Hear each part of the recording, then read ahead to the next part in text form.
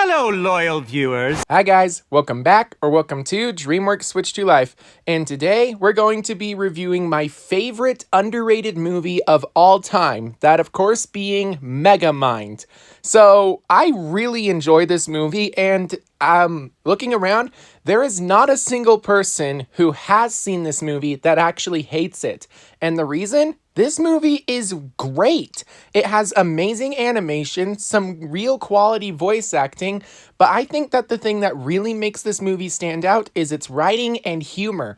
There is so much going on in this movie that is so funny that it's honestly amazes me that this film did not become a DreamWorks franchise until just recently, as we're about to get the second movie as well as a TV show coming to Peacock, even though that second movie isn't actually made as a movie. It's more of a pilot to the TV show than anything, but hey, at least the franchise is continuing. Unfortunately, the main reason that it took so long for the franchise to continue was because despite the fact that this movie was so good and loved by people who actually went and saw it, it was not that great in terms of box office numbers, which is probably why the sequel wasn't made as a theatrical sequel and instead was just sent straight to Peacock. But we're not talking about that. We're talking about the movie.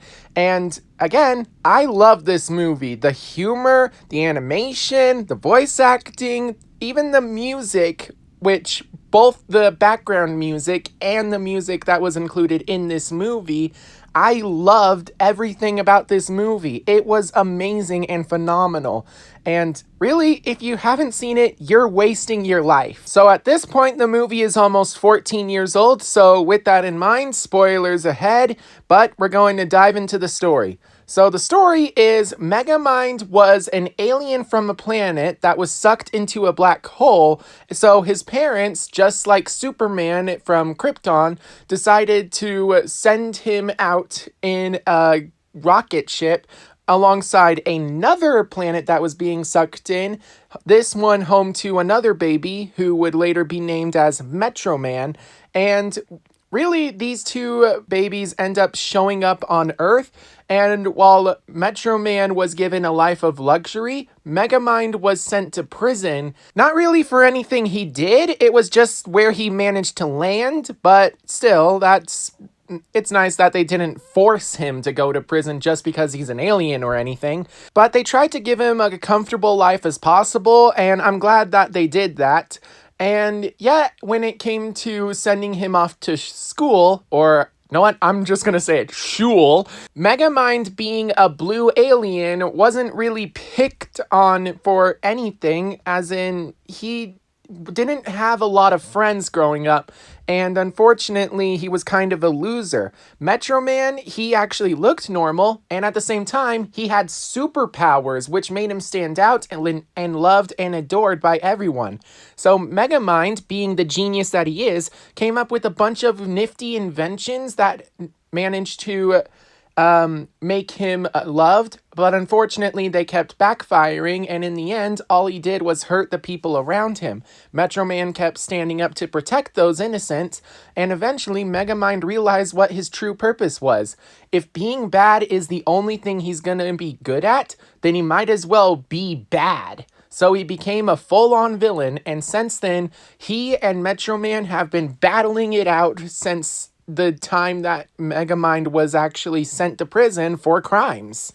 So now it's the present day, and of course, Megamind is doing his latest plot, which involves 1, escaping from prison using a watch that makes you look like anyone in the world as long as it scans them. Step 2, kidnap Roxanne Ritchie, who is apparently the love interest of Metro Man, even though that has actually never been a thing. It's just something that everybody thinks is happening because he's constantly rescuing her from Megamind. In fact, she's been kidnapped by Megamind so many times that she doesn't even freak out, at all. Anyway, after kidnapping Roxanne, lure Metro Man into a trap where he is going to face off against Megamind's latest invention, the Death Ray, which is powered by the sun. And then, of course, Megamind learns that this machine actually could work because the trap that Metro Man is in is made of copper, which is somehow, apparently, Metro Man's weakness, and thus Metro Man dies. And because of it, Megamind is able to take over the city, and police force, they don't stand up to him because they know they can't. Megamind is now the official leader of Metro City, which he renames Metrocity. But over time, after having some fun, he realizes that he doesn't actually want to be the leader of the city. He misses beating up Metro Man. He misses getting beat up by Metro Man. And unfortunately, there's just no way that he can be happy. So he decides to blow up Metro Man's statue, at which point he's discovered by a security guard named Bernard, who is actually played by Ben Stiller. And he's actually, he scans Bernard's disguise into his watch, but he doesn't actually sound like Bernard. And the main reason I think that's the case is throughout the movie, we've seen plenty of instances where Megamind puts on the watch and he puts on a disguise and he sounds like the person he's being disguised as, and also as himself when he's at Bernard. The main reason I think that's the case is because if you wear the watch when you're disguised as Scan, you can actually get your voice copied into the watch. But if you only get your look scanned without wearing the watch, your voice isn't part of the disguise, which means that it's up to the wearer as to whether or not they give the disguise a unique voice or if they keep their own voice as the part of the disguise. Warden ended up putting the watch, so his voice was part of the disguise. Megamind put on the watch, his voice was part of the disguise. Metro Man put on the watch, his voice was part of the disguise. Bernard, he did not put on the watch, so Megamind had to use his own voice instead of using Bernard's voice. And then, when it comes to Space Dad, who I'm pretty sure was just an AI-created character or something like that, Megamind did use his own voice at the start, but over time he put on a fake old man accent, and eventually that just stuck around. So that's my theory on the way that Megamind's disguise watch works, but let's continue with the story. After disguising himself as Bernard, he and Roxanne get into a conversation about how Metro Man is dead, there's no hero to stand up to Megamind, and Roxanne inspires Megamind to create a brand new hero who can actually be made using Metro Man's DNA to give him superpowers. So Megamind creates a machine gun that will allow him to create a brand new superhero, so he will actually have someone to fight and thus have a purpose again. Unfortunately, he accidentally ends up shooting Hal Stewart, who happens to have a bit of a crush on Roxanne Ritchie, and over time, during the training session with Hal Stewart, or I guess I should say Titan, Megamind is also having a conversations with Roxanne here and there, and eventually Roxanne falls in love with Bernard, and Megamind falls in love with Roxanne. And unfortunately, this goes south when Minion catches on, and he decides that the best thing for Megamind is to dump Roxanne Ritchie, at which point Megamind says that he's fired. So Minion decides to quit and take his thing and go, leaving Megamind all alone. Megamind goes on his date with Roxanne Ritchie, who, unbeknownst to him, ended up going on an adventure with Titan, where they went joyriding before Titan revealed himself to be Hal Stewart, at which point Roxanne just tried to figure out what was wrong with Hal and why he has these superpowers, and Hal is devastated because he thought that Roxanne would fall in love with him, but she's not. Eventually, he learns the truth that Roxanne was actually dating a dweeb named Bernard, and it pains him so much that he decides to go full-on villain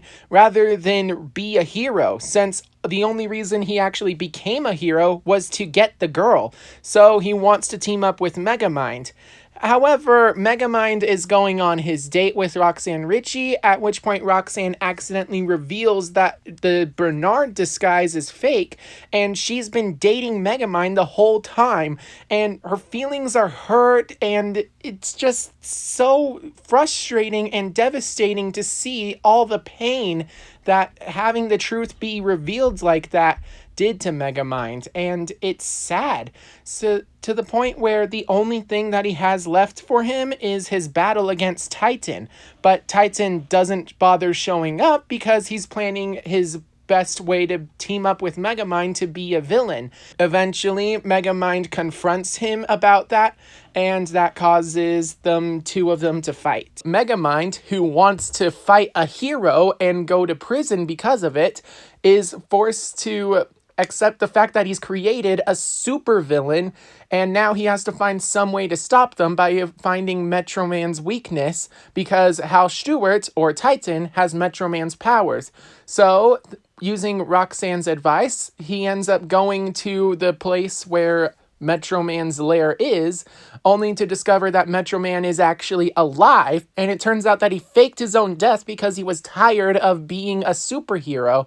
So, unfortunately, this means he wasn't going to fight Titan, and that Titan actually doesn't have a weakness. So, unless they can find the gun that ended up giving Hal Stewart his Titan powers, they can't actually defeat Titan. And unfortunately, Megamind ended up losing that gun when he lost the invisible car. Yeah, I know, he has an invisible car and he lost it. So, with no other choice to defeat Titan, Megamind just goes to prison and just accepts that eventually he is going to live out the rest of his life sad and depressed, knowing that he pretty much doomed the world to the wrath of Titan. So Roxanne tries to fight against Titan, but of course this backfires, and then Titan calls out Megamind and says that unless he wants to see Roxanne get killed, Megamind will come out and fight him, and that's really good because it actually inspired Megamind to stand up for himself and to ask the warden to let him go. But then, of course, the warden doesn't let him go because he's a criminal, and eventually Megamind just apologizes with sincerity and shows real character development, at which point the warden reveals himself to be Minion wearing the disguise watch. And that's really nice to see these two reunited. So they come up with the plan, and Megamind manages to rescue Roxanne Ritchie, only to sacrifice himself in the process, but it's revealed that Metro Man has come back.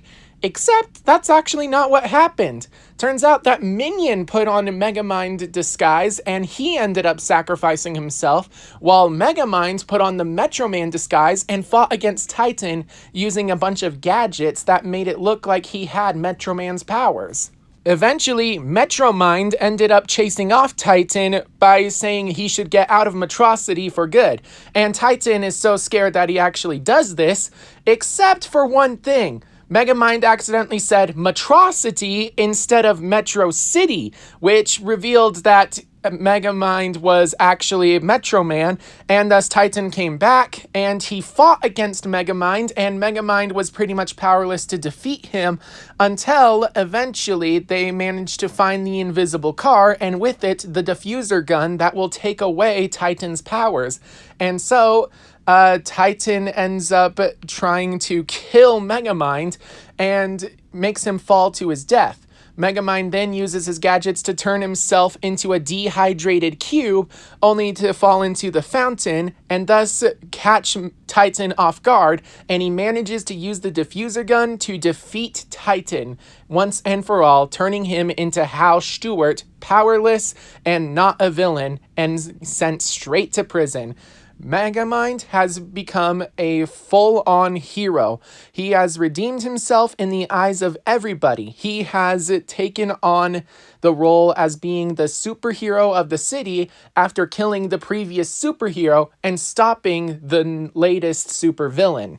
And thus, the franchise was set up for some really cool sequels that never got made until March 1st, when we're going to be getting Megamind versus the Doom Syndicate and the TV show Megamind Rules. I really wish we could have gotten some theatrical sequels to this movie, but at least the franchise is continuing in some way, and that's better than nothing, I guess. So with that in mind, Megamind is a really awesome movie, and I love it. There is absolutely nothing bad I have to say about it. There's so much great stuff, from the costume designs to the voice acting, humor, animation, music, scenery. Everything about this movie was perfect, and I loved it. And really, if you haven't seen this film, you are wasting your life. So there you have it. That is my review for Megamind, and I really hope you guys enjoyed it, as well as today's video. And please make sure that you like and subscribe so you can keep up to date on all Dreamworks content, including next week's video, where I will be reviewing the Megamind short film, Megamind versus the Button of Doom. Until then, make sure that you are staying safe out there, and I will see you all in my next video. But until then, bye-bye. Big enough for 2 supervillains. Oh, you're a villain, all right. Just not a super one. Yeah? What's the difference? Presentation!